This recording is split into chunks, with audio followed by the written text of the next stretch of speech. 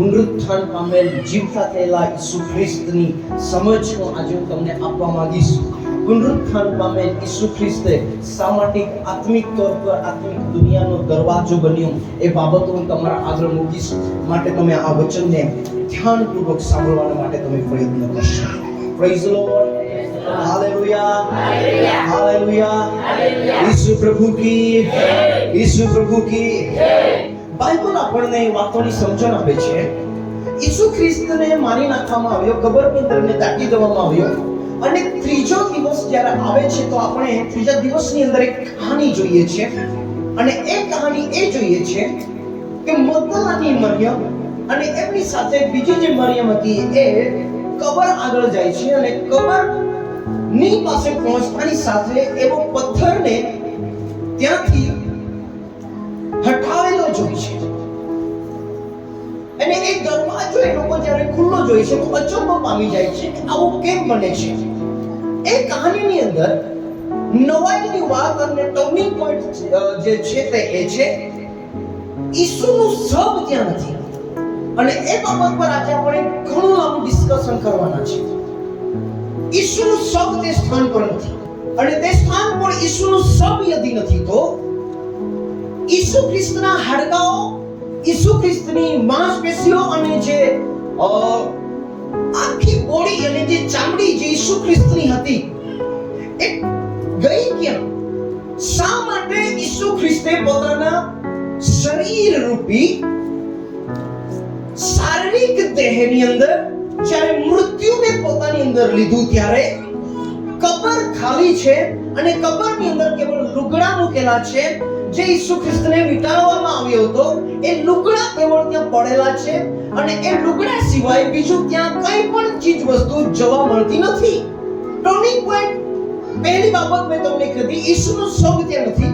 બીજી કહાની turning point number 2, Mariam જ્યારે ત્યાં પહોંચે છે તો મરિયમને ઈસુ ખ્રિસ્ત મળે છે, પણ મરિયમ ઈસુ ખ્રિસ્તને ઓળખતી નથી. એનો મતલબ શું છે? ઈસુ ખ્રિસ્ત હવે શરીરમાં નથી. ઈસુ ખ્રિસ્ત હવે આ ભૌતિક દુનિયાના સિદ્ધાંત, ભૌતિક દુનિયાના રૂલ્સ અને રેગ્યુલેશનના બહાર છે. અને ભૌતિક દુનિયાના રૂલ્સ, રેગ્યુલેશન અને સિસ્ટમ અને કુદરતની જ બહાર ઈસુ ખ્રિસ્ત જતા રહ્યા છે. તો ઈસુ ખ્રિસ્તનો ચહેરો મરિયમ નથી ઓળખી રહી. માટે મરિયમ ઈસુ ખ્રિસ્તને એમ સમજે છે કે એ તો માળી છે. પરંતુ ઈસુ ખ્રિસ્ત જ્યારે વાતચીત કરવાની શરૂઆત કરે છે તો ઈસુ ખ્રિસ્તની વાતચીતથી મરિયમને ખબર પડે છે કે આ અવાજ તો પ્રભુ ઈસુ ખ્રિસ્ત જેવો છે. એટલા માટે તરત જ એણે ગુરુજી, સાહેબના શબ્દો ઉપયોગ કરીને ઈસુ ખ્રિસ્તને સંબોધ્યો. આ turning point number 2. Turning point number 3, ઈસુ ખ્રિસ્તે મરિયમને એમ કહે છે તું મને સ્પર્શ નહીં કર. મરિયમ એટલી ખુશ થઈ ગઈ હતી ઈસુ ખ્રિસ્તને જીવતો જોઈને. હાલાકી એ ઈસુ ખ્રિસ્તના શરીરથી આ ઈસુ છે એમ એ ઓળખી નહીં શકી.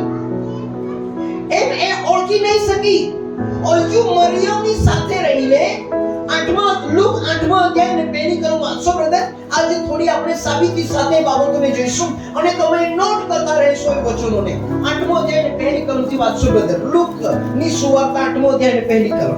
થોડી મુદત પછી નીચે વાંચતા જશો. તે શહેરે તથા ગામે ગામ ઉપદેશ કરતો, ઈસુ શહેરે અને ગામડે ગામ ઉપદેશ કરતો હતો તથા દેવના રાજ્યની સુવાર્તા પ્રગટ કરતો ફર્યો. ભૌતિક દુનિયાનો શુભ સમાચાર ઈસુ ખ્રિસ્તે નથી પ્રચાર કર્યો. ઈસુ ખ્રિસ્તે કોઈ ભી ગરીબ વ્યક્તિને એમ નથી કીધું કે તું મારી પાસે આવ, હું તને ધનવાન કરી દઈશ. ઈસુ ખ્રિસ્તની સેવકાઈમાં ઈસુ ખ્રિસ્તે કોઈ ગરીબ વ્યક્તિને લાલચ નથી આપી કે તું મારી પાસે આવ, હું તને ધની કરી દઈશ. એ પ્રભુએ નહીં કીધું. ગામડે ગામડે ફરતા રહ્યા, શુભ સમાચાર આપતા રહ્યા, અને એક રાજ્યનો એને ચોક્કસ બંધ કર્યો, અને એ રાજ્યનું નામ હતું આકાશી રાજ્ય. નીચેની કહાની વાંચો બ્રધર. દેવના રાજ્યની સુવાર્તા પ્રગટ કરતો ફર્યો નીચે અને તેની સાથે 12 શિષ્યો હતા. નીચે કેટલીક સ્ત્રીઓ જેઓને ભૂંડા આત્માઓથી હા તથા મંદવાડમાંથી સાજી કરવામાં આવી હતી. જે લોકોને પ્રભુ ઈસુ ખ્રિસ્તે સજાપણું આપ્યું હતું એમાંના કંઈક ભાઈઓ અને કેટલીક બહેનો ઈસુની પાછળ ઈસુની સેવા કરવા માટે એની પાછળ હંમેશા રહેતી હતી. એટલે મગદલેની મરિયમ મગદલાની મરિયમ જે કબર આગળ પહેલી વખત આવી જેનામાંથી 7 ભૂત નીકળ્યા હતા તે એનામાંથી 7 ભૂતોને ઈસુએ કાઢ્યા હતા અને એને એ જિંદગી છોડીને ઈસુની પાછળ પોતાના સેવા કાર્યોની અંદર જોડાઈ ગઈ. એ મરિયમ છે. આ નીચે હેરોદના કારભારી હા પૂજાની પત્ની યોહાન્ના, યોહન્ના, સુસન્ના સુસન્ના તથા બીજી ઘણી સ્ત્રીઓ ઘણી સ્ત્રીઓ જેઓ પોતાની પૂંજીમાંથી પોતાની આવકમાંથી તેની સેવા કરતી હતી. ઈસુ એટલો પાવરફુલ પરમેશ્વર હતા કે એ ચાહે તે કરી એ 5000 ને જોડી શકતો હોય, 4000 ને જોડી શકતો હોય. તો ઈસુ માટે પૈસા યા ચીજ વસ્તુ સોનું રૂપિયા એકઠું કરવું કે મોટી વાત નહીં હતી. પણ ઈસુ ખ્રિસ્તે ક્યારેય બી પૈસાને પ્રાધાન્ય નથી આપ્યું, દોલતને પ્રાધાન્ય નહીં આપ્યું. અને આજે સ્ત્રીઓ ઈસુની સેવા કરવા માટે આવતી હતી એ પોતાની આવકમાંથી ઈસુની સેવકાની અંદર જોડાયેલી હતી. અને આ સ્ત્રીઓ ઈસુના વધસ્તંભ સુધી અને ઈસુ ત્રીજા દિવસ ઉઠે છે ત્યાં સુધીની કહાનીમાં આ બહેનો સાથે હતી. શા માટે સાથે હતી? એ લોકોએ ઈસુનો સુસમાચાર સાંભળ્યો હતો. એ લોકોએ ઈસુની વાત સાંભળી હતી. ઈસુના બોધને આ બહેનો વળગી રહી હતી. ઈસુની સેવા કાર્યોની અંદર આ બહેનો જોડાઈ ગઈ હતી અને એવો દેવના રાજ્યનો શુભ સમાચાર એ લોકો ફેલાવતા હતા. પરંતુ આ અરસામાં હવે મરિયમ જ્યારે ઈસુને જોઈ છે તો ઈસુને ચહેરાથી નથી ઓળખતી. યાદ રાખો 33.5 વર્ષ સુધીનો ઈસુ ભૌતિક દુનિયાનો ઈસુ છે. એના વાળ કેવા છે મરિયમને ખબર છે. એની આંખ કેવી છે મરિયમને ખબર છે. ઈસુની ચાલ કેવી છે મરિયમને ખબર છે. ઈસુ વાત કેવી રીતે કરે છે મરિયમને ખબર છે. ઈસુ કપડા કયા પ્રકારના પહેરે છે મરિયમને ખબર છે. ઈસુની બોડી લેંગ્વેજ શું કહે છે મરિયમને ખબર છે. તો કહાનીમાં ટ્વિસ્ટ ક્યાં આવે છે? હે મરિયમ, તને શું થઈ ગયું? પુનરુત્થાન પામેલા ઈસુને કેમ ઓળખી નથી રહી? કેમ કે ઈસુ ખ્રિસ્ત જ્યારે એમ કહે છે હે મરિયમ તું મને સ્પર્શ નહીં કરીશ, કેમ કે યોહાનમાં જ્યારે એ કહાનીને આપણે વાંચીએ છીએ તો ઈસુ ક્યાં કહે છે હજુ હું બાપ પાસે ચડી નથી ગયો. એનો મતલબ મરિયમ તું ભૌતિક છે અને હું આત્મિક છું.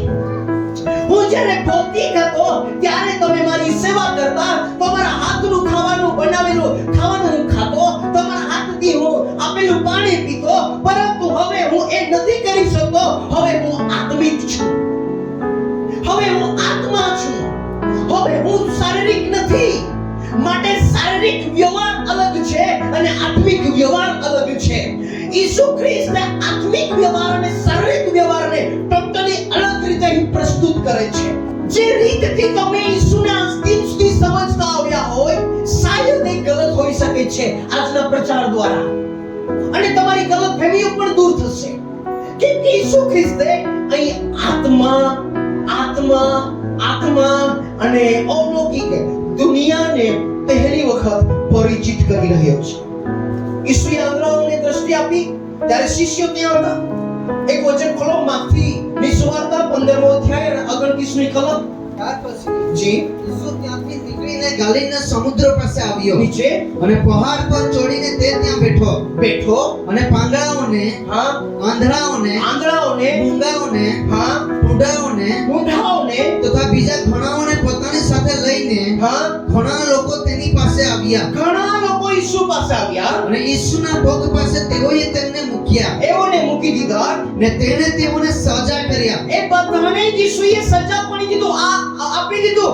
આ ઈસુના શારીરિક રૂપમાં એટલા ચમત્કારો છે આંધળાઓને દ્રષ્ટિ, પાંગડાઓને અવયવોને સારા કર્યા છે, લેંગડાઓને ચાલતા કર્યા છે, મરેલાઓને જીવતા કર્યા છે. અસંખ્ય અદ્ભુત કામો ઈસુએ કર્યા. આ એનું ચમત્કારિક રૂપ છે. આજ પુસ્તકની અંદર 17મો અધ્યાયની પહેલી કલમ વાંચો બધા.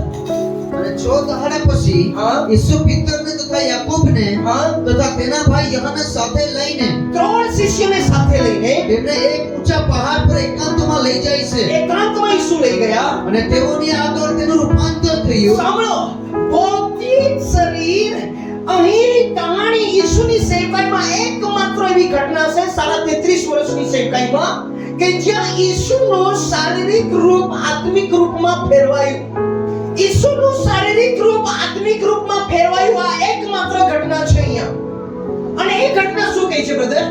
અને તેઓની આગળ તેનું રૂપાંતર થયું. ઈસુનું રૂપાંતર થયું એટલે તેનું મોં સૂરજના જેવું તેજસ્વી થયું. હાલેલુયા. ઈસુનું જે મુખ છે એ કોના જેવું તેજસ્વી થઈ ગયું? સૂરજના જેવું. ઈસુનું મુખ સૂરજ જેવું છે એમ લખેલું છે કે સૂરજ જેવું થયું એમ લખેલું છે. એનો મતલબ એમ છે ભૌતિક દુનિયામાં સૌથી ઊંચી જ્યોતિ ની સાથે ઈસુના રૂપની કેવળ સરખામણી થઈ છે. એ સૂરજ જેવો છે એમ નથી લખ્યું. હાલો, પણ એના જેવી રોશની આ યાકૂબે, આ પત્રસે અને યહાને જોઈ. કેમ કે આપણે આ પૃથ્વી પર સૂરજની રોશની કરતા બીજી સૂરજની રોશનીથી તેજોમય હોય એવો કોઈ ગ્રહ આપણે આ પૃથ્વી પર જોયો જ નથી. આપણા માટે સૌથી હેવી રોશની આપવા વાળો ગ્રહ કયો છે? સૂર્ય. તો પત્રસ અને યહાન અને યાકૂબ એ બાબતની કેવળ સરખામણી કરે છે કે ઈસુનું મુખ તો સૂર્યના જેવું તેજસ્વી થયું. મતલબ સરખામણી કરી છે. ઓરિજિનલ રૂપ નથી મળ્યો જો એ લોકોને. મારો કહેવાનો મતલબ એમ છે ઈસુ ખ્રિસ્ત જ્યારે ભૌતિક દુનિયાને છોડીને આત્મિક દુનિયામાં જાય છે તો એના આત્મિક તौर પર જે બદલાણ આવે છે એ બદલાણ આમ વિશ્વાસીઓના માટે બહુ જરૂરી છે. કેમ કે તમારા વિશ્વાસનો પાયો આ જ છે. હાલેલુયા. Praise the lord. હવે હું તમને જે કહેવા માંગુ છું તે છે ધ્યાનથી સાંભળશો. ઈસુને મેં ભૌતિક રૂપને તમારી આગળ મૂક્યા. ઈસુ ખ્રિસ્ત મરણ પામ્યા પછી અને જીવતા થયા પછી અને એના જીવતા જીવે ઈસુએ પોતાના અનુયાયીઓને એમ કદી નથી કીધું કે તમે હોમબલી ચડાવજો. પોતાના અનુયાયીઓને ઈસુએ કદી નથી કીધું કે તમે માંડવા પર્વ પાળજો. પોતાના અનુયાયીઓને પ્રભુએ ક્યારેય નથી કીધું કે તમે હલવાન ચડાવજો, ઘેટાનું બલિદાન ચડાવજો, બકરાનું બલિદાન ચડાવજો અને પાપ બલિ ચડાવજો, હમ બલિ ચડાવજો, ખાદર પણ ચડાવજો અને આરત્ય પણ મારી આગળ લઈને આવજો. કાપણી પર્વો તમે કરજો, વાવણી પર્વો તમે કરજો અને એ બધા તમે કરીને, કેમ કે જૂના કરારમાં નિયમ હતો. જૂના કરારમાં જ્યારે વાવણી કાપણી પર્વ થતો તો યાજક જઈને ખેતરમાંથી પૂળીઓ લઈને આવતો અને સાબતના પહેલો દિવસ અને બીજા દિવસે આરતી એ ઈશ્વરની આગળ ચડાવતા હતા. આરતી ચડાવવામાં આવતી હતી અને એ આરતી ચડ્યા પછી નવા ખોરાકમાંથી 50 દિવસ પછી તમારે ને મારે ખાવાનું રહેતું હતું. તો પ્રભુએ જૂનો એક બી નિયમ નવા કરારમાં લાગુ નહીં કર્યો. ઈવન પ્રભુએ એમ બી નથી કીધું કે તમે કરાર કોષ ઉચકી લાવજો. કરાર કોષ મતલબ પરમેશ્વર પોતાની ઉપસ્થિતિ કરાર કોષમાં લાવતો હતો. કરાર કોષ પાસેથી પ્રજાની સાથે વાતચીત કરતો હતો. જૂના કરારમાં કરાર કોષ બોલે તો સૌથી મોટી અને મહત્વની વાત કરાર કોષ. પણ પ્રભુ ઈસુએ એમ બી નથી કીધું કે તમે કરાર કોષ બનાવજો. પ્રભુ ઈસુએ એમ બી નહીં કીધું કે તમે બાવળનું લાકડું લેજો અને એના પર સોનાથી તમે મળજો. પ્રભુ ઈસુ ખ્રિસ્તે મૂસાના નિયમ શાસ્ત્રની એક બી વાત રિપીટ નથી કરી, પરંતુ ઈસુએ એમ કીધું હું મૂસાના નિયમ શાસ્ત્રને પૂરો કરવા આવ્યો છું. શું તમે અહીંયા છો? ઓકે, ચાલો મારી સાથે એક વચન ખોલશો. ગલાતીઓનો પત્ર એનો 4થો અધ્યાય અને 8મી કલમથી તમે વાંચશો તો એ બાબતને આપણે સારી રીતે સમજીશું. આજે તમારા કાન ખુલ્લા થશે ને જે લોકો નથી આવ્યા એ લોકોને તમે જઈને પ્રચાર કરજો. વાંચો. પણ જી પણ તે વખતે હા. તમે દેવ વિશે અજાણ્યા હોવાથી પહેલા આપણે દેવ વિશે અજાણ્યા હોવાથી, જેવો ખરેખર દેવો નથી જેવો ખરેખર દેવો નથી તેઓના દાસ હતા, એવોના આપણે દાસ એટલે ગુલામ હતા. પણ હવે તમે હા, દેવને ઓળખ્યો છે, તમે દેવને હમણાં ઓળખ્યો છે. અથવા હા, ખરું કહેતા ખરું કહેતા દેવે તમને ઓળખ્યા છે. દેવે તમને ઓળખી લીધા છે. તો આ નબળા તથા નિર્માલ્ય જેવા નબળા તથા નિર્માલ્ય જેવા તત્વોના દાસત્વની ફરીથી ઈચ્છા રાખીને તત્વોની ઈચ્છા, મતલબ પૃથ્વી પરના પદાર્થોની ચીજ વસ્તુઓની ઈચ્છા રાખશો નહીં, એમ એનો કહેવાનો મતલબ છે. નીચે દેવોની ભણી બીજી વાર શા માટે ફરો છો? કેમ પાછા જાવશો? નીચે તમે અમુક દહાડાઓ સાંભળજો, બાઇબલ એમ કહે છે તમે અમુક દહાડાઓ, મહિનાઓ, તહેવારો તથા વર્ષોના પર્વો પાળો છો તહેવારો તથા વર્ષોના પર્વો પાળો છો. તો બાઇબલ એમ કહે છે કે જૂનો કરારમાં જે મુકરર કરેલા પર્વો પાળવા માટે કીધા હતા, સાબત પાળવા માટે કીધા હતા, જૂના કરારમાં જે પર્વો આપેલા છે, જૂના કરારમાં જે પવિત્ર દિવસો આપેલા છે, ચાહે તે ચંદ્રગ્રહણ કહો યા તમને પછી સૂર્યગ્રહણ કહો, આ જે બધા પર્વો છે અને એમાં જે ખાસ પ્રકારની બાબતો બનતી હતી, એ જે મહિનામાં બનતી ઘટના, દિવસોની અંદર બનતી ઘટના, અમુકને અડકવું નહીં, અમુકને ચાખવું નહીં, અમુક જગ્યા પર આમ નહીં જોવું, તેમ નહીં જોવું, આ બધી જ બાબતોને પ્રભુ ઈસુ ખ્રિસ્તે નવા કરારમાં પૂરી કરી દીધી છે. શું તમે આજે અહીંયા છો કે આજે તમારા પાયાને આપણે ખોદી રહ્યા છે, આપણા વિશ્વાસના પાયાને આપણે ખોદી રહ્યા છે, કેમ કે પુનરુત્થાન પામેલા ઈસુની ઓળખ આ દુનિયા નથી આપી રહી. દુનિયા એમ કહે છે ઈસુ પાસે આવો આશીર્વાદ મળશે, ઈસુ પાસે આવો તમારા દિવસો સુધરી જશે, પણ ઈસુ પાસે આવો તમને આકાશના રાજ્યમાં જવાનો મોકો મળશે. વાત કેમ નથી કરતા? શું તમે અહીંયા છો કે આજે? હા, નીચે આવો. બાબત શું કહે છે બ્રધર? વાંચો. તેઓની ભણી બીજી વાર શા માટે ફરો છો? નીચે તમે અમુક દહાડાઓ, મહિનાઓ, તહેવારો તથા વર્ષોના પર્વો પાળો છો. તમારા વિશે મને ભય રહેશે. તમારા વિશે પૌલુસ કહે છે મને બીક લાગે છે. રખને કદાચ તમારા માટે લીધેલો મારો શ્રમ તમારા માટે વ્યર્થ જાય, તમારા માટે કરેલી મારી મહેનત નકામી જાય. કેમ કે આ તમામ બાબતને તો બીજી વખત રિપીટ કરવા બાઇબલ ના પાડે છે. કેમ ના પાડે છે? કેમ કે એ પૂરી થઈ ગઈ છે. ઓરિજિનલ વાત શું છે એ હું આજે તમારે આગળ મૂકીશ.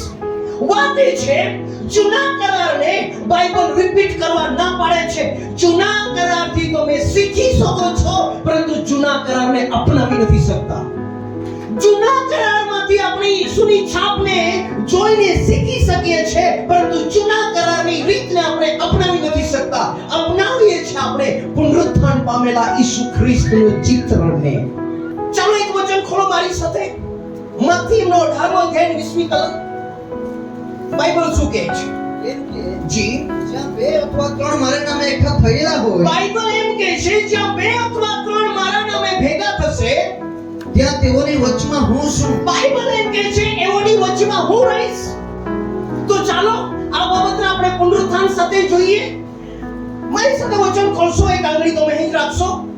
યહાનની સુસમાચાર એમનો 20મો અધ્યાય અને વચન વાંચો 19મી કલમથી. ત્યારે હા, તે જ દહાડે હા. એટલે અઠવાડિયાના પહેલા દિવસે જી, સાંજ પડી શિષ્યો જ્યાં એકઠા થયા હતા શિષ્યો જ્યાં ભેગા હતા ત્યાંના બારણા યહૂદીઓના ભયથી બંધ કરવામાં આવ્યા હતા. ઘર બંધ કરી દીધું છે.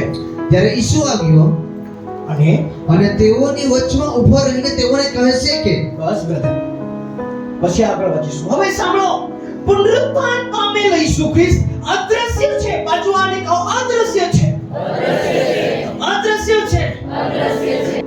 ઈસુ ખ્રિસ્ત જે ઘરમાં આવ્યો તે ઘરમાં બારણા બંધ છે, દીવાલો છે, તો છતાં ઈસુ ખ્રિસ્તે અદ્રશ્ય સ્વરૂપે એઓની વચમાં ભરાઈ ગયો. ઈસુ ખ્રિસ્ત પુનરુત્થાન પામેલ ઈસુ ખ્રિસ્ત અદ્રશ્ય છે. નવા કરારનો ઈસુ, પુનરુત્થાન પામેલ ઈસુ અદ્રશ્ય છે. શું તમે આજે અહીં છો? ઈસુ નવા કરારમાં પુનરુત્થાન પામીને શિષ્યની વચમાં અદ્રશ્ય રીતે જઈને ઊભા રહી ગયા અને એઓને શું કીધું? બંધ કરવામાં આવ્યા હતા ત્યારે ઈસુ આવ્યો અને હા. તેઓની વચમાં ઊભો રહીને તેઓને કહે છે કે કહ્યું કે તમને શાંતિ થાઓ. હાલેલુયા. ઈસુના પહેલામાં પહેલો આશીષ છે. પહેલામાં પહેલા આશીષના વચનો એ છે તમને શાંતિ થાઓ. ઈસુ અલૌકિક છે. ઈસુ હવે પદાર્થમાં નથી, ઈસુ હવે ચીજમાં નથી, ઈસુ હવે વસ્તુમાં નથી, ઈસુ હવે ધારામાં નથી, ઈસુ હવે વ્યવહાર અને તહેવારમાં નથી. ઈસુ અદ્રશ્ય છે. તો ઈસુ ક્યાં છે હવે? મથીની અંદર જ્યાં આપણે 18માં અધ્યાય ખોલ્યો છે ત્યાં વાંચો બ્રધર, જ્યાં આપણે વાંચતા હતા. કેમ કે જ્યાં બે અથવા ત્રણ મારા નામે એકઠા મળે છે હાલેલુયા. બાઇબલ એમ કહે છે જ્યાં બે અથવા ત્રણ મારા નામે ભેગા રહે છે ત્યાં તેઓની વચમાં હું છું. એઓની વચમાં હોઉં છું. મતલબ શું છે? કલીસિયા સાંભળો. તમે જ્યારે ભવનમાં આવો છો, તમે જ્યારે આ સ્થાન પર બેસો છો, ત્યારે ઈસુ એમ કહે છે મારા નામમાં જે લોકો બેસે છે એઓની વચમાં હું છું. આપણે આ વચન પર વિશ્વાસ કરીએ છીએ. એના અદ્રશ્ય વાયદા પર આપણે વિશ્વાસ કરીએ છીએ. એના વાયદા પર આપણને વિશ્વાસ છે. એણે કીધું છે બે અથવા ત્રણ મારા નામમાં ભેગા થશે એમની વચમાં હું છું. ઈસુને તમે ક્યાં શોધી રહ્યા છો આજે? ઈસુને ક્યાં શોધી રહ્યા છો આજે તમે? મારો ઈસુ તો અદ્રશ્ય છે. મારો ઈસુ તો આત્મા છે. મારો ઈસુ ભૌતિક નથી. મારો ઈસુ આત્મિક થઈ ગયો છે. અને ભૌતિક સાથે લગવાવાળા લોકો મળતા, પક્ષઘાતી લોકો મળતા, લુલા લોકો મળતા, લેંગડા લોકો મળતા, પાપી લોકો મળતા, જેઓને ભૂખ લાગતી એ લોકો ઈસુને મળતા. આ આત્મામાં રહેલા ઈસુને આજે કેવી રીતના મળશો? કયું સોફ્ટવેર આપણે આપણા અંદર ડાઉનલોડ કરીશું? કઈ સિસ્ટમને આપણે આપણી અંદર ડેવલપ કરીશું કે એ સિસ્ટમ આત્મામાં રહેલા ઈસુના ચહેરાને જોઈ શકે? ચર્ચ તમને શારીરિક નથી બનાવતું, ચર્ચ તમને આત્મિક બનાવે છે. ચર્ચ તમને ભૌતિક વાતની અંદર નહીં લઈ જાય, ચર્ચ તમને આત્મિક વાતમાં લઈ જશે. એ છે ઓરિજિનલ ચર્ચ અને એ છે ઈસુની ઓરિજિનલ ઓળખ. શું તમે ઈચ્છો છે? યદી એ ઈસુને હું એમ પૂછીશ તમારામાંથી ઈસુને કેટલા લોકોએ જોયો? તમે કહેશો અમે કોઈ ઈસુને નથી જોયો. પણ હું તમને એમ પૂછીશ શું તમે ઈસુના કામને પોતાના જીવનની અંદર જોયું? તો તમે કહેશો યસ બ્રધર, અમે અમારા જીવનમાં ઈસુના કામને જોયું છે. અમે બીમાર હતા, પ્રભુએ સારા કર્યા. અમે પાપમાં હતા, અમે આ બંધનમાં હતા, આ બંધન પ્રભુએ તોડી નાખ્યું છે. આ છુટકારો પ્રભુએ અમને આપ્યો છે. આ ભલાઈના કામો મારા માટે કર્યા છે. આ કામ પ્રભુ મારા માટે કરીને અમારા હાથમાં આપી દીધું છે. માટે અમે વિશ્વાસ કરીએ છીએ. હું એમ કહું છું તમે વિશ્વાસ કરો છો માટે પ્રભુએ તમારા માટે આ કામ કર્યા છે. ચમત્કાર કરે છે પ્રભુ માટે વિશ્વાસ કરું છું. ગલત વાત. વિશ્વાસ કરું છું માટે પ્રભુ ચમત્કાર કરે છે. પ્રભુને ચેક કરીશ ત્યાર પછી હું વિશ્વાસ કરીશ. ખોટી વાત. વિશ્વાસ કરશો તો તમે એનો અનુભવ કરશો. નવા કરારની વાત અલગ છે. નવા કરારની વ્યવસ્થા અલગ છે. અને નવા કરારની વ્યવસ્થા જ આજે હું તમને સમજાવી રહ્યો છું. અદ્રશ્ય ઈસુને તમે મળશો કેવી રીતે? Praise the lord. ચાલો એક બીજું વચન ખોલીએ. લુકની સુવાર્તા એનો અધ્યાય નંબર 24 અને 13મી કલમથી વાંચીશું બ્રધર. તેઓમાંના બે એમોસ નામનો એક ગામ યરૂશલેમથી હા. ચારેક ગામ આઘું છે ચારેક ગામ દૂર છે. ત્યાં જતા હતા. એ ઈસુ ખ્રિસ્ત પુનરુત્થાન થયા એ દિવસોની વાત છે. બે લોકો આમોસ નામના ગામની અંદર જઈ રહ્યા છે. નીચે આ બધી બનેલી બિનાઓ છે અને ઈસુ ખ્રિસ્તને મારી નાખ્યો. ઈસુ ખ્રિસ્ત બીજા દિવસે જીવતો થયો. આ કહાની તે સમયે બહુ ફેમસ થઈ ગઈ હતી એરિયામાં. એટલે હરેક લોકો નાના બાળકથી લઈને મોટા લોકો આ જ વાત કરતા હતા. બધા મોણા પર એ જ વાત ચડી ગઈ હતી. તેઓ એકબીજાની સાથે વાત કરતા હતા. હા, તેઓ એકબીજાની સાથે વાત કરતા તથા માહોમાએ સવાલ પૂછતા હતા. એકબીજાને બંને જણા સવાલ કરે છે. એટલામાં ઈસુ પોતે તેઓની પાસે આવીને હા. તેઓની સાથે ચાલ્યો. હાલેલુયા. અરે નહીં, એ કેવી રીતના આવી ગયો ઈસુ અહીંયા? ઈસુ આ સ્થાન પર કેવી રીતના આવી ગયો? બે જણા વાત વાતચીત કરે છે, પુનરુત્થાનની વાતચીત કરે છે, ઈસુને ફટકા માર્યા એની વાતચીત કરે છે, શાસ્ત્રીએ ફરીસીએ કેવી રીતે ઈસુની ધરપકડ કરાવી એની વાતચીત કરે છે, એને પ્રભુને મારી નાખ્યા એની વાતચીત કરે છે. સડનલી આ વાતચીતની અંદર ઈસુ ખ્રિસ્ત આવી જાય છે. પરંતુ નીચે વાંચીએ બ્રધર. આ બધી વિનાઓ વિશે તેઓ એકબીજાની સાથે વાત કરતા હતા. વાંચતા જાઓ. તેઓ એકબીજાની સાથે વાત કરતા તથા મહામહાય સવાલ પૂછતા હતા. એટલામાં ઈસુ પોતે તેઓની પાસે આવીને તેઓની સાથે ચાલ્યો, પણ તેઓની આંખો બંધાઈ ગઈ હોવાથી તેઓ તેને અડી શક્યા નહીં. સાંભળો, સુધર અહીંયા છો કે આ બે વ્યક્તિઓએ ઈસુ એમની સાથે છે તો છતાં ઈસુને નથી ઓળખી રહ્યા. એનો મતલબ એમ છે જ્યાં સુધી જગતની આંખોથી તમે ઈસુને જોવા માંગશો, ઓરિજિનલ ઈસુને તમે કદી નહીં મેળવશો. સંસારિક આંખો તમને ધોકો દેશે. સંસારિક આંખો એ જોઈ છે જે મોટા કામ કરે એ મોટો દેવ, જે આશીર્વાદ આપે એ મોટો દેવ, જે મારા અટવાયેલા કામ કાઢી આપે એ દેવ કહેવાય. એ બુદ્ધિમાં કાબુ છે. જે વધારે પ્રદર્શન કરે, જે વધારે તાકાતવર છે એ મારો દેવ. એ આપણું માણસનું બંધારણ જ એવું છે, ફિતરત એવી છે માણસની. અને આ લોકો સંસારી દ્રષ્ટિકોણથી ઈસુને જોવા માંગતા હતા. ઈસુ નહીં એ લોકોને દેખાયો. નીચેની કહાની વાંચો બ્રધર. તેણે તેઓને પૂછ્યું કે હા. તમે ચાલતા ચાલતા હા. એકબીજાની સાથે શી વાત કરો છો? ઈસુ બોલવા લાગ્યો અને કહે છે, શી વાતચીત કરો છો તમે? તેઓ ઉદાસ થઈને ઊભા રહ્યા. ઉદાસ થઈને ઊભા રહ્યા.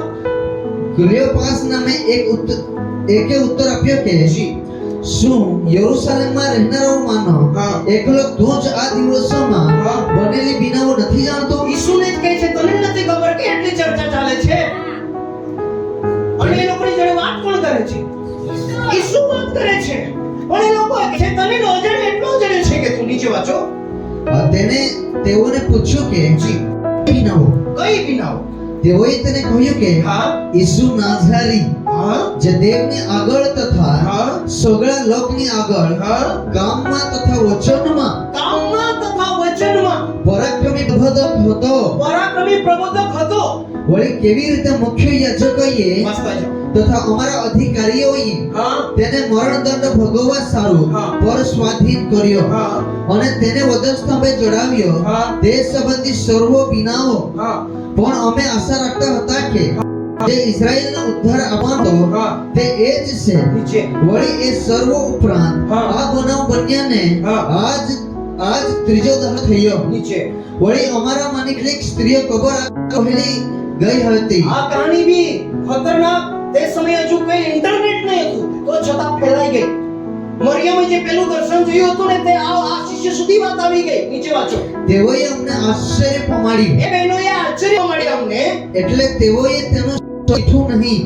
એ લોકોને ઈસુનું શરીર ત્યાં મળ્યું જ નહીં. ત્યારે તેઓએ આવીને કહ્યું કે હા.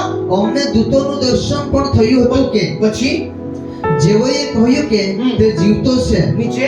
અમારી સાથેના કેટલાક કબર આગળ ગયા. હા. ત્યારે જેમ સ્ત્રીઓએ કહ્યું હતું હા. તેમ જ તેઓને માલુમ પડ્યું, નીચે. પણ તેને તેઓએ દીઠું નહીં. પછી તેણે તેઓને કહ્યું કે હા.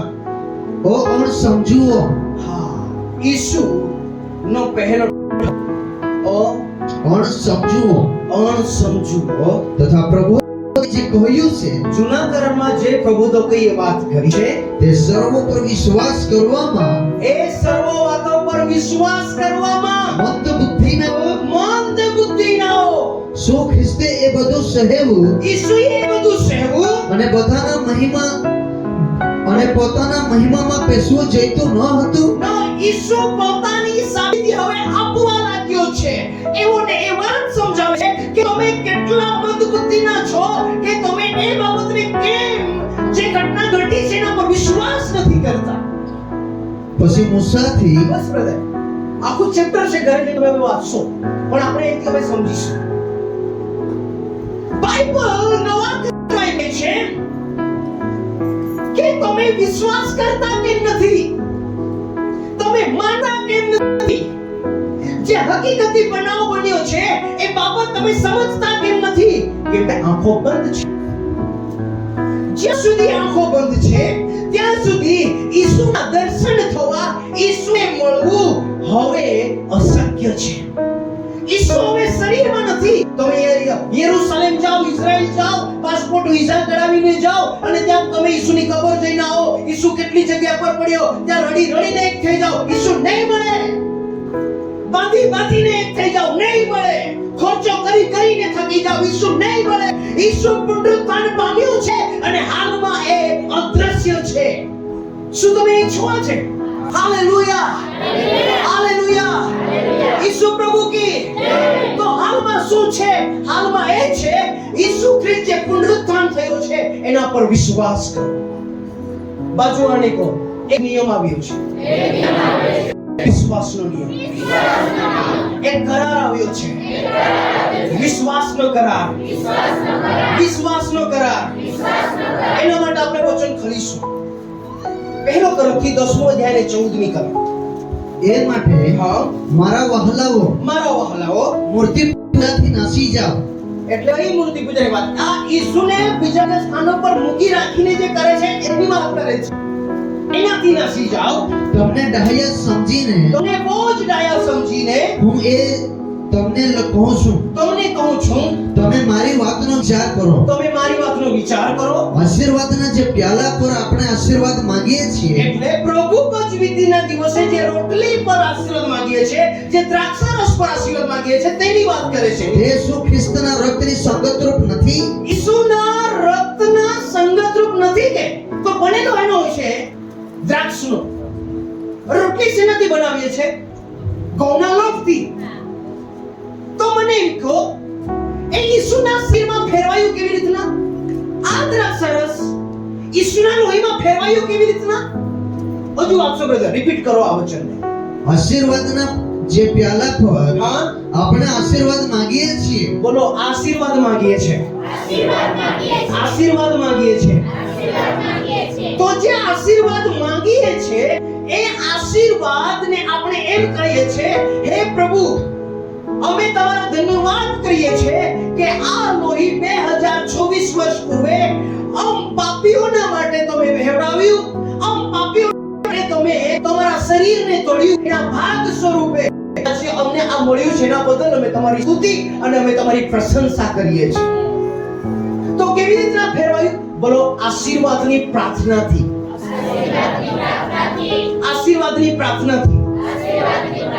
પરંતુ એ પ્રાર્થના ભી વિશ્વાસ નથી તો એ આશીર્વાદ નહીં થાય. રોટલી અહીં છો તમે, જો એ પ્રાર્થના ભી વિશ્વાસથી નહીં થશે ને તો એ રોટલી નહીં ઈસુના માંસમાં ફેરવાય, નહીં એ દ્રાક્ષરસ ઈસુના લોહીમાં ફેરવાય. તો તમે જ્યારે લો છો તે કેવી રીતના લો છો? વિશ્વાસથી આપણે લઈએ છીએ. એટલા માટે વ્યક્તિગત હું બોલી નાખું છું કે આ ઈસુનું લોહી છે. એ તમને ખબર પડે, તમે બિલીવ કરો કે આ ઈસુનું લોહી છે. કેમ કે તમે વિશ્વાસ કે વગર પીશો તો એ તમારા માટે શ્રાપનું કારણ બનશે, આશીષનું કારણ નહીં બનશે. મારા નીતિ એક વખત બલી દેવામાં શું જાય છે? મારું વ્યક્તિગત બલવા પાછળ ગંભીરતા છે. બોલો, ગંભીરતા. એનું મહત્વ છે. વ્યક્તિ દીઠ બોલવું જરૂરી છે. એ વ્યક્તિને કહેવાની જરૂર પડે છે કે આ ઈસુનો લોહી છે, તું વિશ્વાસ કર. આ ઈસુનો માંસ છે, વિશ્વાસ કર. જેને 2024 વર્ષ પૂર્વે વહેવામાં આવ્યું અને તોડવામાં આવ્યું, વિશ્વાસ કર અને વિશ્વાસથી ખા અને વિશ્વાસથી પી. શું આપણે આજે આ સ્થાન પર છીએ? Praise the lord. નીચેની કહાની શું કહે છે બ્રધર આપણને? આપણે જે રોટલી ભાંગીએ છીએ તે શું ખ્રિસ્તના શરીરની સંગતરૂપ નથી? ઈસુના શરીરની સંગતરૂપ નથી કે છે? કેમ કે એક જ રોટલી છે. એક જ રોટલી છે. માટે આપણે ઘણા છતાં એક શરીરરૂપ છીએ. હાલેલુયા. વિશ્વાસને આપણે ખંગાલીએ છીએ. અને પ્રભુ વિધિમાં શું છે? હજુ બીજું વચન ખોલો, રોમનનો પત્રનો 16મો અધ્યાય અને 25મી કલમ વાંચો. રોમનનો પત્રનો 16મો અધ્યાય અને 25મી કલમ. હવે જે મર્મ સનાતન કાળથી ગુપ્ત રાખવામાં આવ્યો હતો. હાલેલુયા. બાજુવાળું જમણા હાથ પકડો અને એમ કહો, જે મર્મ સનાતન કાળથી ગુપ્ત રાખવામાં આવ્યો હતો. પકડેલો રાખજો હાથ. હમણાં વાંચો બધા. હવે જે મર્મ સનાતન કાળથી ગુપ્ત રાખવામાં આવ્યો હતો. તો કયો મર્મ સનાતન કાળથી ગુપ્ત રાખવામાં આવ્યો હતો? જે મર્મ અબ્રાહમને નહીં આપ્યો, જે મર્મ મૂસાને નહીં આપ્યો, જે મર્મ દાઉદને નહીં આપ્યો, જે મર્મ પ્રબોધકોને નહીં મળ્યો, એ મર્મ આજે તમને ને મને મળી ગયો. કયો ગુપ્ત રાખવામાં આવ્યો હતો? નીચેની કહાણી પણ આ સમયમાં પ્રસિદ્ધ થયો છે. Hallelujah, hallelujah. પ્રેઝન્ટ કાળમાં ઈસુના પુનરુત્થાન પછી એ મર્મને ખોલી દેવામાં આવ્યો છે અને એ મર્મ પહોંચી ગયો છે તમારી અને મારી પાસે. નીચે વાંચો કહાણી શું કહે અને છે? સર્વ પ્રજાઓ હાલેલુયા. આ મર્મ સર્વ પ્રજાઓ પાસે જવો જોઈએ. હાથ પકડેલો રાખો, છોડતા નહીં. સર્વ પ્રજાઓ પાસે વિશ્વાસને આધીન થાય. Oh my God. અજવાળને કહો, સર્વ પ્રજાઓ વિશ્વાસને આધીન થાય. અહીંયા કઈ પર્વની વાત કરી, કઈ તહેવારની વાત કરી, કઈ જૂના કરીને હોમ બલી અને સાતત્ય પણ, આરાધ્ય પણ, ખાદ્ય પણ અને જે ચડાવવામાં આવતી બોલીઓ હતી એમની વાત કરી. અહીંયા કઈ વાત આવે છે? બોલો, વિશ્વાસની સિસ્ટમ, વ્યવસ્થા. અને એ વિશ્વાસની વ્યવસ્થા ઈસુના પુનરુત્થાન પછી આ પૃથ્વી પર એપ્લાય કરી દેવામાં આવી છે. હવે જૂનો કરાર નહીં ચાલે, હવે નવો કરાર ચાલશે. જૂના કરારથી શીખીશું પરંતુ અપનાવીશું નવો કરાર. શું તમે અહીંયા છો? ચાલો યાર, હાથ પકડેલો રાખજો. બાજુવાળાને એમ કહો, કયા વિશ્વાસમાં છે ભાઈ? કયા વિશ્વાસમાં છે બેન? શું એ મર્મ તને મળ્યો કે જે સનાતન કાળથી ગુપ્ત રાખવામાં આવેલો? પૂછો, એ મર્મ કયો છે? વિશ્વાસનો મર્મ. વિશ્વાસનો મર્મ. હવે આ વિશ્વાસના મર્મને આપણે સમજીશું. હવે આ દ્રશ્ય ઈશ્વરને મળવા માટે મને કઈ બી અહીંયા ક્રિયાકાંડ કરવાની જરૂરત નથી. મને એક ક્રિયાકાંડ કરવાની જરૂર છે, એનું નામ છે વિશ્વાસ. હવે મને કઈ જરૂરત નથી, હવે મને જરૂરત છે વિશ્વાસની. બાજુવાને કહો, શું તું વિશ્વાસથી ભરાયેલો છે? યદિ વિશ્વાસથી નથી ભરાયેલો એ વ્યક્તિ પંચર થઈ જશે જલ્દીથી. નહીં ટકી શકે વિશ્વાસી જીવનમાં. વિશ્વાસી જીવનમાં એ વ્યક્તિ ટકે છે જે વિશ્વાસના પાવરહાઉસથી ભરાયેલો છે. શું તમે આ સ્થાન પર છો કે? પુરાતન કાળથી વિશ્વાસની સિસ્ટમ પરમેશ્વરે આ પૃથ્વી બને, આકાશ બને તે પહેલા તે ગુપ્ત રાખી હતી. એને આ પૃથ્વી પર ઈસુના પુનરુત્થાન પછી બહાર લાવ્યો. પોતાની માં, ઈસુની માને બી કીધું, તું હવે હું જ્યારે જન્મેલો મારા નામકરણના દિવસે કબૂતર અને હોલાને લઈને ગયેલી. એ સિસ્ટમ એ ચાલે. વિશ્વાસ કરવો પડશે કે હું દેવનો દીકરો છું. ભલે હું શારીરિક આ ભૌતિકવાદથી હવે આત્મિકવાદ આવી ગયો છે. હાલેલુયા. ઈસુ પ્રભુ કી કોઈ ભૌતિકવાદ નહીં ચાલશે. ચર્ચ મીન્સ આત્મિકતાની શરૂઆત. તમને ભૌતિકવાદ બનાવવા માટે અમે નથી આવ્યા, અમે તમને આત્મિક બનાવવા માટે આવ્યા છે. પૂછો, આત્મિક શું છે? જે આત્મિક છે તે શુદ્ધ છે. જે આત્મિક છે તે પવિત્ર છે. જે આત્મિક છે તે ન્યાયી છે. જે આત્મિક તેના નામો જીવનના પુસ્તકમાં લખેલા છે. આત્મિક બનવું કેવી રીતના એ વાત હમણાં આવશે. આ સિસ્ટમમાં આવવું કેવી રીતના એ વ્યવસ્થા હમણાં આવશે.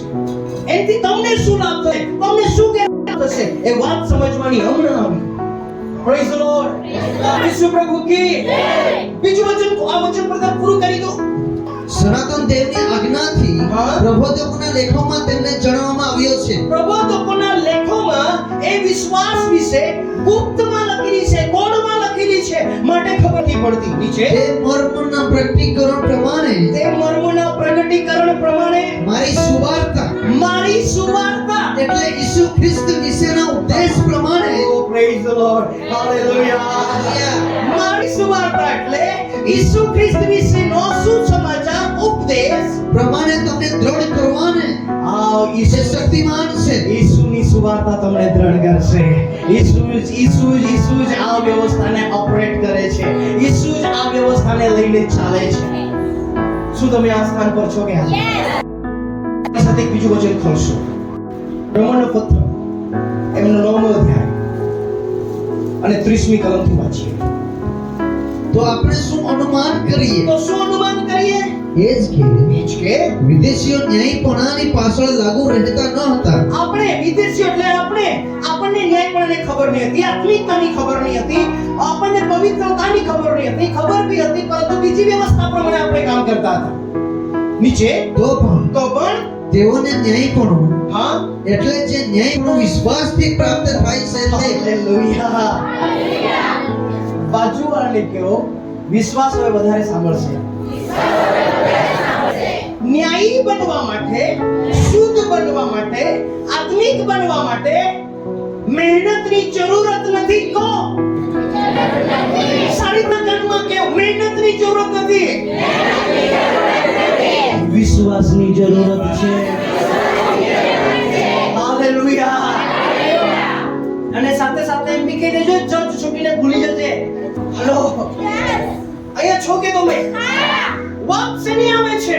પ્રભુ એમ કહે છે તું એ કરશે તે બધું ફેલ જ છે. તું એક કામ કર, તું કંઈ નહીં કરતો, તું એક કામ કર, વિશ્વાસ કર.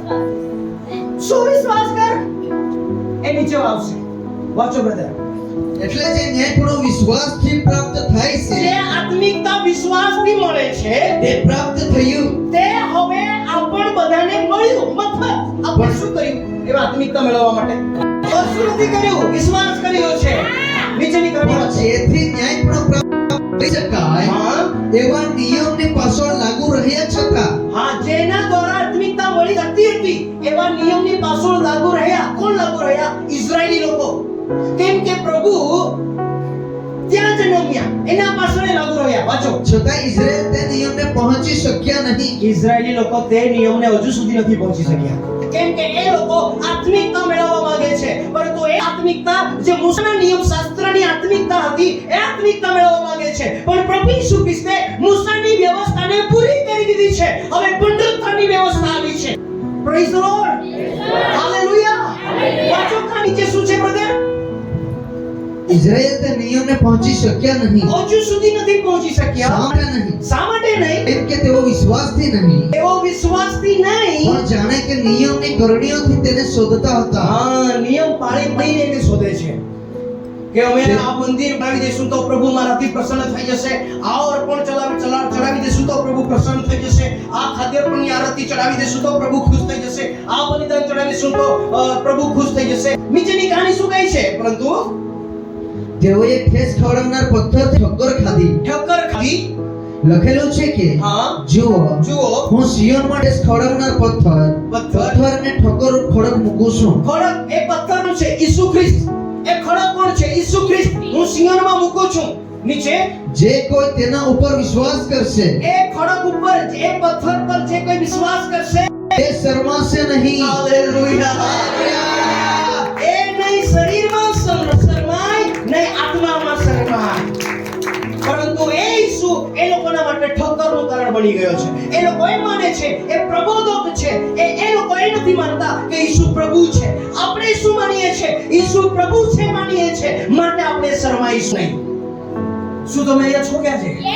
વિશ્વાસના પાયાના આજે આપણે ખડી રહ્યા છે. ઈસુ ત્યાં નથી.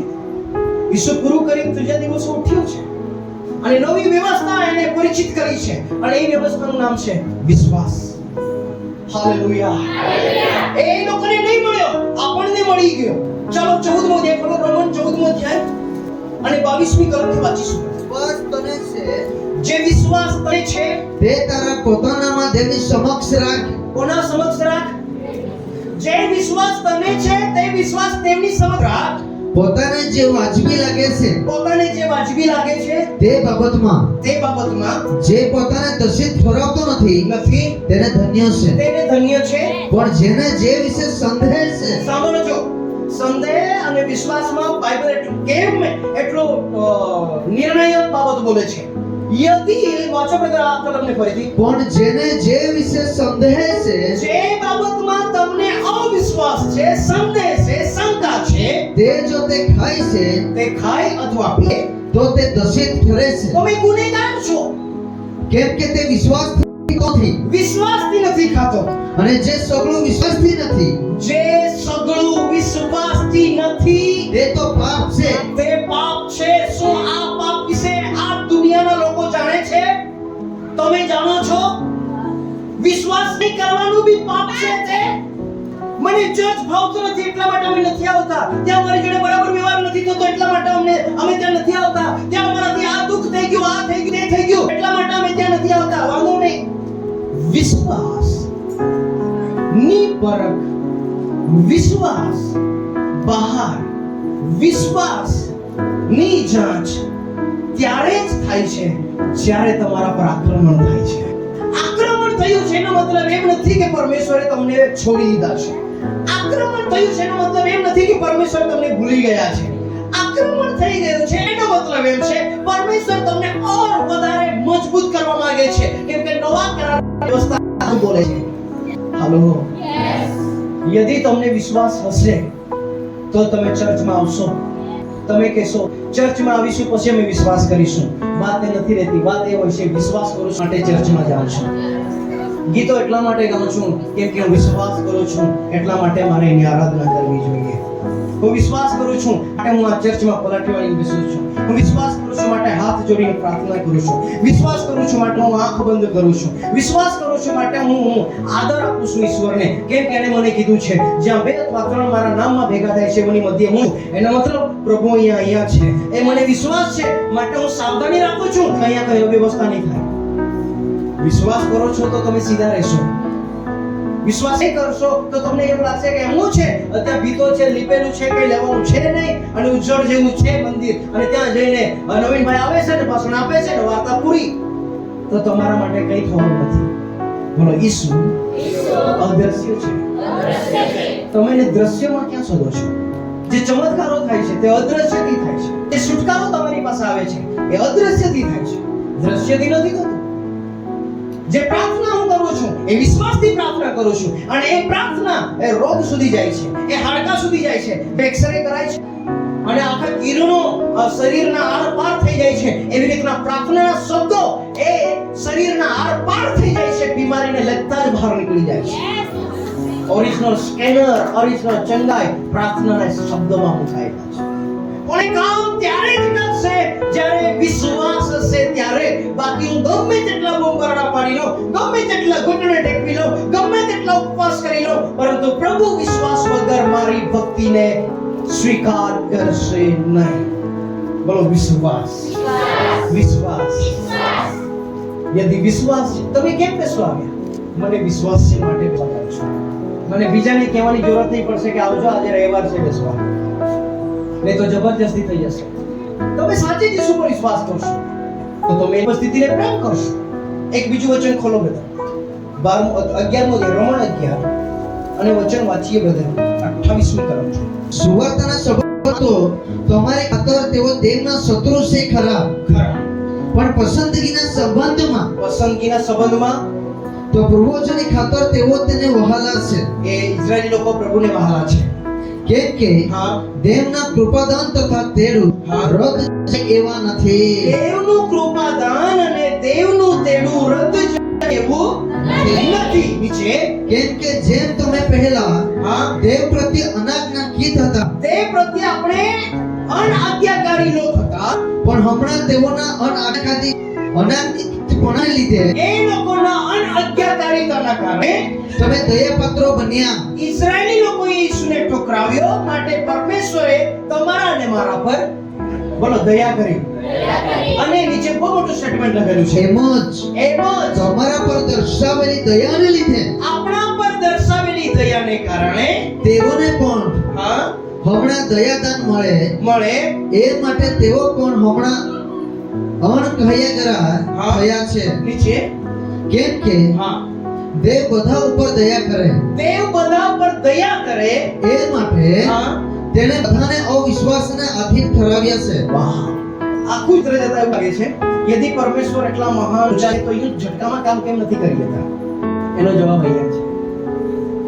અહીંયા છે. એ પોતાની દયા, પોતાનો પ્રેમ વ્યક્તિ દીઠ આખા વિશ્વ પર, હર જાતિ પર, હર ભાષા બોલનાર લોકો પર બતાવી શકે, રેડી શકે માટે અવિશ્વાસને આધીન સ્વાધીન કર્યા તાકી દયા કરીને વિશ્વાસ દ્વારા પ્રભુ પોતાના વાડામાં તમને અને મને બોલાવી શકે. શું કરીને? બોલો, દયા કરીને. દયા કરીને. એટલા માટે આપણે આગળ વચન વાંચ્યું ત્યારે ખરું કહેતા આપણે દેવને નથી પસંદ કર્યો પણ દેવે આપણને પસંદ કર્યા. કેમ પસંદ કર્યા? દયા કરી. દયા આવી પ્રભુને માટે પ્રભુ તમને અહીં સુધી લાવ્યા અને તમારા ઘર સુધી લઈને ગયા અને પ્રાર્થનાઓ કરવામાં આવી અને દેવની દયાને કારણે ચમત્કાર થયો. નવીનભાઈ પર પાવર છે એટલા માટે થાય છે વાત ખોટી. એની દયાને કારણે ચમત્કાર થયો, એની કૃપાને કારણે ચમત્કાર થયો, એની ભલાઈને કારણે ચમત્કાર થયો. પ્રભુએ તો ખાલી મારો ઇસ્તેમાલ કર્યો તાકી તમારી નજરમાં નવીનભાઈ હીરો નહીં બને, તમારી નજરમાં ઈસુ હીરો બને, તમારી નજરમાં નવીનભાઈનું માન પાન વધી જાય. વાત એ નથી તો એ કામ દ્વારા ઈશ્વરનું માન પાન વધી જાય અને ઈશ્વર તમે પૂજા કરવા લાગો. એ મહત્વનું છે. બોલો, દયા. દયા. હવે બીજા લોકો પર દયા કરવાની બાકી છે. દયા તો રેડી દીધી છે પરંતુ એ દયા હવે તમારે ને મારે પહોંચાડવાની છે. પણ લોકો અટવાઈ ગયા, લોકો ખોઈ ગયા. કેમ ખવાઈ ગયા? મુસીબતોમાં, સંકટોમાં. એણે આમ કીધું, તેણે તેમ કીધું, આ આમ થઈ ગયું, તેને તેમ થઈ ગયું. તો તમે પ્રભુમાં નહીં હતા ત્યારે આવું થતું જ નહીં હતું કે? ત્યારે બી તો થતું હતું, આજે બી થાય છે. મતલબ એમ છે તમે જીવશો ત્યાં સુધી થશે, ખતમ નહીં થાય. તો એના માટે લડવા માટે તમારી પાસે શું છે? બોલો, મારી પાસે વિશ્વાસ છે. વિશ્વાસ છે. અને વિશ્વાસ કમાવો ક્યાંથી? એ વિશ્વાસ મેળવવો ક્યાંથી? એ વિશ્વાસના લેવલને મારે કેવી રીતના ગ્રોથ કરવું, અપ કેવી રીતના કરવું, એ વિશ્વાસના ભંડારનો હું ભરું કેવી રીતના? એના માટે જરૂરી છે બોલો વચન. બોલો વચન. વિશ્વાસ ઉત્પન્ન થાય છે ખ્રિસ્તના વચન સાંભળવાથી અને એટલા માટે સૌથી વધારે સમય આપણે વચનમાં લઈએ છીએ. વચન સાંભળો, વચન વાંચો, બાઇબલ વાંચો. જેટલું વાંચશો એટલો તમારો વિશ્વાસ વધતો વધતો વધતો જશે અને જેટલો વિશ્વાસ વધતો જશે દુનિયાની સમસ્યા જ નાની નાની નાની નાની નાની થતી જશે. ઘણી વખત પ્રાર્થના કરો, ઉપવાસ કરો, સમસ્યામાં સમાધાન નહીં આવે તો ધીરજ રાખો. ધીરજ રાખો. ગભરાઈ જવાની જરૂરત નથી. તમે યુ પ્રાર્થના કરી, યુ કામ થઈ ગયું. આ 6G અને 5G અને 4G ની વાત નથી. આ વાત અલૌકિક શક્તિની વાત છે, આત્મિકતાની વાત છે અને આ આત્મિકતા તમારા હૃદયની ખાસ જોઈ છે. Praise lord. ઈસુ પ્રભુ કી તમારા હૃદયની જાંચ પડતાલ કરે છે. જાંચ પડતાલ કરી તમારા જીવન પર આશીષ, છુટકારો, ચંગાઈની વર્ષા કરે છે. અને કોઈ નવા કરારમાં જેટલા ચમત્કારો કર્યા વિશ્વાસના આધાર. જો તું વિશ્વાસ કરશે તો આંધળાએ તને શું કીધું? વિશ્વાસ કરે છે કે હું તને દેખતો કરી શકું? એ કહે છે કે હા પ્રભુ, કોઈ નહીં, તારા વિશ્વાસે તું સાચો થા અને દેખતું થઈ ગયું. આ છે નવો કરાર. પણ આજે તમે નવા કરારમાં વિધિઓ, પર્વો ને એમાં ફસાયેલા નથી. આપણે નવી વ્યવસ્થામાં આવી ગયેલા છે અને એ વ્યવસ્થાનું નામ શું છે? વિશ્વાસ. આ વિશ્વાસને પૂરી રીતે સમજવા માટે આપણને ટાઈમ જોઈએ છે. બસ હું તમને એટલું જ કહીશ, હિંમત રાખો. જે ઉઠ્યો છે એને કીધું છે હું અદ્રશ્ય છું. અદ્રશ્યને મળવું કેવી રીતના? यदि તમે જાણવા માંગો છો તો તમારે દર રવિવાર આવવું પડશે. વિશ્વાસ. અદ્રશ્યની સાથે દ્રશ્યમાન વ્યક્તિ કેવી રીતના મળી શકે? અહીંયા શું થાય છે? આત્મિક દુનિયાનો રાજ શું છે? પરંતુ આજે તો મને તમારા આગળ દરવાજો મૂક્યો છે અને એ દરવાજાનું નામ છે ઈસુ ખ્રિસ્ત, જે વિશ્વાસથી મળે છે. પણ તમે શું વિશ્વાસ કરશો તો મળશે? કેમ કે આખી દુનિયા માને છે ઈસુ નામક પૃથ્વી પર આવ્યો અને એણે બહુ ચમત્કારો કર્યા. આખી દુનિયા માને છે ઈસુ પ્રબોધક હતો, મહાન વ્યક્તિ હતો, પણ ઈસુ દેવ છે એવું બહુ ઓછા લોકો માને છે. અને દેવની ઈચ્છા છે કે આપણે ઈસુને દેવ તરીકે માનીએ. ઈસુ પ્રભુ કી વિશ્વાસની પાછળ લાગુ રહો અને ઇઝરાયલીએ જેને છોડી દીધો છે એને તમે ને મેં અપનાવી લીધો છે અને એ જ પુનરુત્થાનના વિશ્વાસમાં આપણે આગળ વધીશું અને દેવનો આપણે પ્રગટ કરતા રહીશું. સો ગોડ બ્લેસ યુ. પ્રભુ આપ સૌને આશીષ આપે.